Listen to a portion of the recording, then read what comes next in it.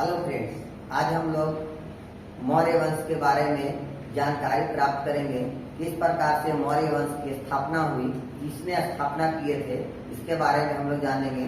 तो मौर्य वंश की स्थापना चंद्रगुप्त मौर्य ने 322 ईसा पूर्व में यहाँ पर मौर्य वंश का स्थापना चंद्रगुप्त मौर्य किए थे।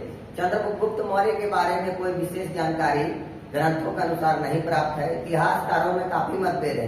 इनका जन्म लगभग 340 ईसा बीसी में हुआ था, बिफोर क्राइस्ट यानी ईसा पूर्व में हुआ था। और इन्होंने मौर्य वंश का नींव यानी स्थापना 322 ईसा पूर्व में किए थे।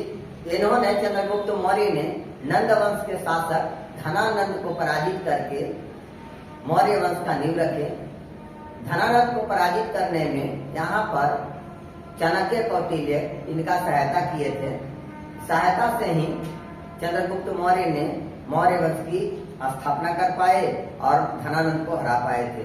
धनानंद को हराकर पराजित करके चंद्रगुप्त मौर्य ने मौर्य वंश का नींव रखे।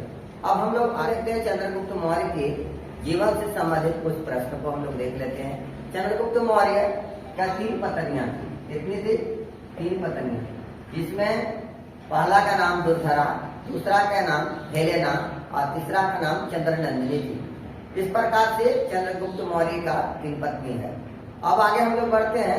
चंद्रगुप्त मौर्य साम्राज्य विस्तार नीति के तहत में सिकंदर के सेनापति सेल्यूकस को पराजित करके यहाँ पर कार्नेलिया के साथ विवाह किए थे। 305 ईसा पूर्व में हराए थे सिकंदर के सेनापति सेल्यूकस को, और पराजित करके यहाँ पर सिकंदर के सेनापति को सेल्यूकस को 5000 हाथी भेंट के रूप में दिए थे और कार्नेलिया से विवाह कर लिए थे यहाँ पर चंद्रगुप्त मौर्य।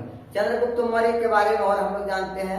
इस प्रकार से चंद्रगुप्त मौर्य लगभग 322 से 298 ईसा पूर्व तक यहाँ पर चंद्रगुप्त मौर्य राज किए थे मौर्य वंश में। इसके बाद मौर्य वंश के उत्तराधिकारी आए बिंदुसार।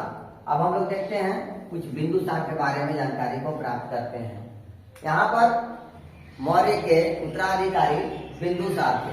बिंदुसार के माता का नाम दुर्धरा था।